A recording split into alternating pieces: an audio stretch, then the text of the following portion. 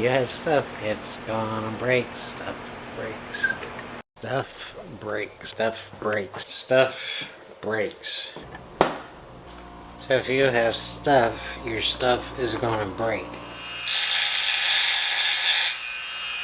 So when your stuff breaks, you have an option. You can buy a new one. You can pay somebody to fix your stuff. You can fix it yourself, or you can do without. I grew up in poverty. So when your stuff breaks, it simply is not an option to buy a new one. It's also not an option to pay somebody to fix it. And for me, personally, doing without is a real bummer.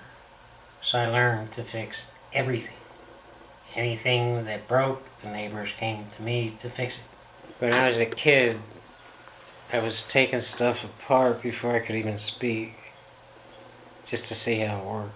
And that's the key to learning how to fix things, is to figure out how they work. And what I found throughout the years is once I got it apart, I could actually make it better than the thing they sold, which often to me seemed to be made to break. So you go out and buy a new one.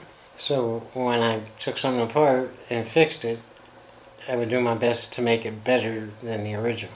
In second grade, I took a flathead screwdriver to school and took apart the fire alarm handle thing just to see how it worked, and it worked off a switch. And when you made that connection, the fire alarm would go off. As basic as it gets. So I could bypass the switch, and I could turn it on without the alarm going on.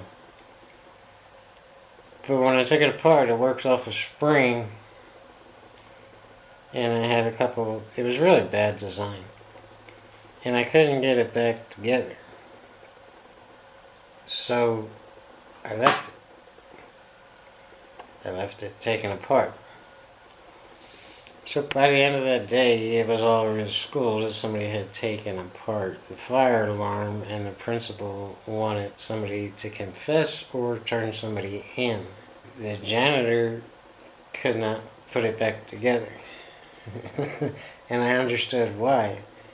But I went home that day and I slept on it and I figured it out. So the following day I'm back in school and I asked to use the bathroom during my second grade reading class. And instead of using the bathroom, I went and I put the fire pull-down switch back together, just like that. And so it was a big mystery going around school about how this happened, and there must be a ghost janitor in the school. We're kids, we're coming up with all kinds of stuff. Later on in that day, I went and I confessed to the principal, thinking I wouldn't be in trouble because I fixed it, right? And no, they suspended me. And I'm like, but I fixed it.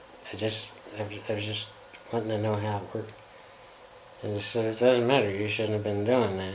I was a little debater back then too, because I remember saying that this isn't private property, this is public property. Because I should have been a lawyer. So in second grade, I'm like arguing on my case, but I fixed the damn thing, and it's not your property. My mother pays taxes. It's everybody's property. This is school property. I didn't break anything. I actually think I made it better than it was. They still think about it, and they suspended me. And from that point on, I think I just grew up a full-tilt rebel, and just said, fuck you people. I'm gonna do what I do anyway. This is what I'm born to do. I don't teach rich people anything. If they want to learn something, they can shell out $100,000 for a university education. And they're always wanting to call me a handyman. I despise that term. If you don't have a belt and your pants are falling down, then a piece of rope is handy. When you teach a poor man how to save $500 by doing it himself, that's more than a handyman. You're keeping a roof over his head, you're putting food on his table, you're keeping his lights on. Don't ever call me a handyman. It's an insult. grew up in poverty, and watching my mother and my neighbors working 10 times harder than anyone to acquire anything of value. And the common thread is it wouldn't be long before they had to sell what they worked so hard for, which was a loss. But food had to be put on the table. And it was always an emergency that would knock them back. And then that loss of what they worked for would just repeat the pattern of poverty and create, this psychological relapse. So then there was always like one guy in the neighborhood who could fix anything. And I would walk over to wherever he was working and just watch him and just sit back for hours and hours and just watch what he was doing. And to me, these guys were like saviors. They were real saints sent to the people so they could keep what they worked so hard for. I was a kid, so I didn't understand or care about the business end of all of it. I just wanted to be that guy. So anytime something was being fixed in the neighborhood, I'd be there. I'd be right there. And I think a lot of it was the mystery of it all. In order to fix anything, you have to know how it works. But there's always a cover on it. There's always a lid. There's always a shroud. There's always, you can't see, by looking at a floor, how the pipes work under the floor. So you have to take it apart. So I started taking everything apart. And I couldn't always put it back together, but I never got in trouble for that.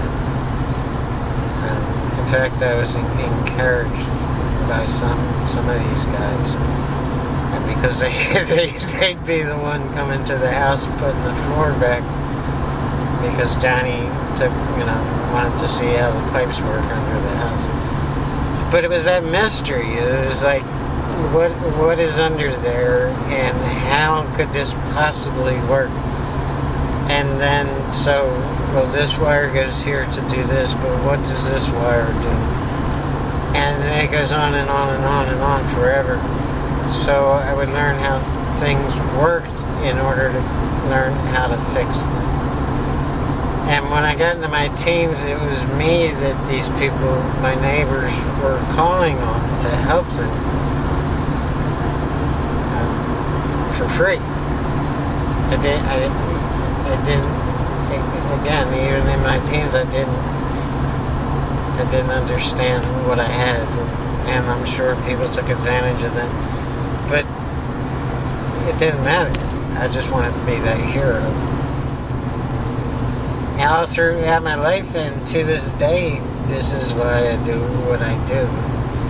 The money's nice and all, but it's not the core of why I do this. I still want to help people. And that's what I'm doing on YouTube.